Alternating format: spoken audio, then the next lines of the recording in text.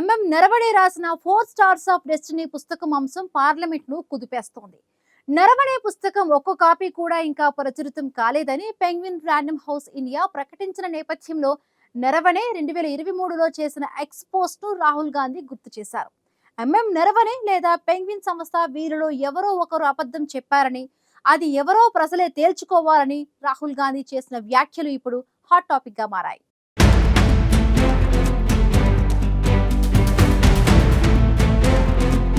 నరవణే రాసిన 4 stars of destiny పుస్తకంపై వివాదం ముదురుతోంది.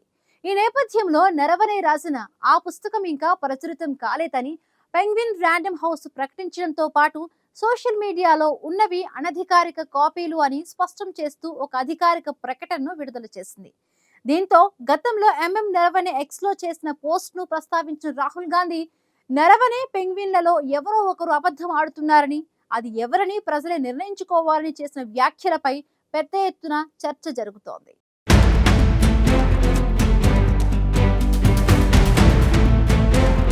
మాజీ ఆర్మీ చీఫ్ జనరల్ నరవణే రాసిన 4 స్టార్స్ ఆఫ్ డెస్టినీ పుస్తకం అంశంపై వివాదం ముదురుతోంది. నరవణే పుస్తకం అంశంపై బీజేపీ, కాంగ్రెస్ నేతల మధ్య మాటల యుద్ధం కొనసాగుతోంది. 4 స్టార్స్ ఆఫ్ డెస్టినీ పుస్తకంపై కాంగ్రెస్ అగ్రనేత రాహుల్ గాంధీ మరోసారి కీలక వ్యాఖ్యలు చేశారు. ఈ పుస్తకంపై ప్రచురణ సంస్థ పెంగ్విన్ అబద్ధం చెబుతోందని రాహుల్ గాంధీ ఆరోపించారు. నరవణే పుస్తకం ఒక్క కాపీ కూడా ఇంకా ప్రచురితం కాలేదని పెంగ్విన్ రాండమ్ హౌస్ ఇండియా ప్రకటించిన నేపథ్యంలో నరవణే 2023లో చేసిన ఎక్స్ పోస్టును రాహుల్ గాంధీ ప్రస్తావించారు. ఆ పోస్టులో నరవణే తన పుస్తకం అందుబాటులో ఉందని చెప్పారని రాహుల్ గుర్తు చేశారు. హలో ఫ్రెండ్స్, నా పుస్తకం ఇప్పుడు అందుబాటులో ఉంది. లింక్ను ఫాలో అవ్వండి. హ్యాపీ రీడింగ్, జై హింద్ అని నరవణే చేసిన ట్వీట్ను రాహుల్ గాంధీ గుర్తు చేయడం రాజకీయ వర్గాల్లో చర్చనీయాంశంగా మారింది.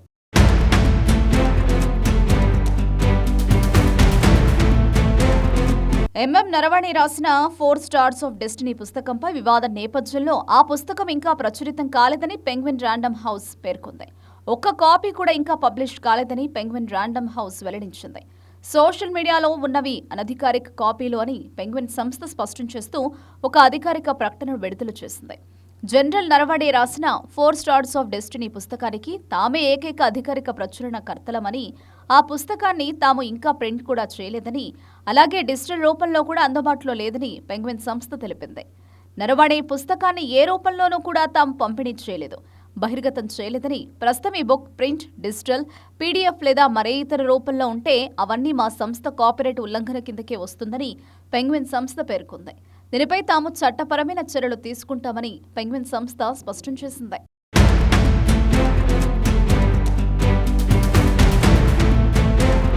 పెంగ్విన్ సంస్థ ప్రకటన నేపథ్యంలో నరవణే రాసిన 4 స్టార్స్ ఆఫ్ డెస్టినీ పుస్తకం సోషల్ మీడియా వేదికలు, ఆన్లైన్ వార్తా సంస్థల ద్వారా ప్రచారంలో ఉండడాన్ని ఢిల్లీ పోలీసులు తీవ్రంగా పరిగణించారు. దీనిపై ఢిల్లీ పోలీసుల ప్రత్యేక విభాగం కేసు నమోదు చేసింది.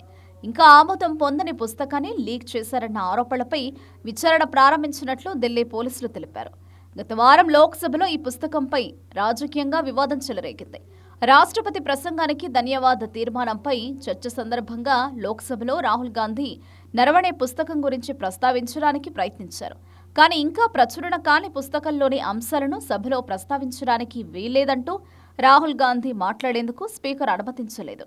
అయితే చైనా దళాలతో భారత బలగల ఘర్షణకు సంబంధించి వివాదాస్పద విషయాలు నరవణే రాసిన పుస్తకంలో ఉన్నాయని రక్షణ మంత్రిత్వ శాఖ నుంచి ప్రచురణకు అనుమతి లభించలేదు.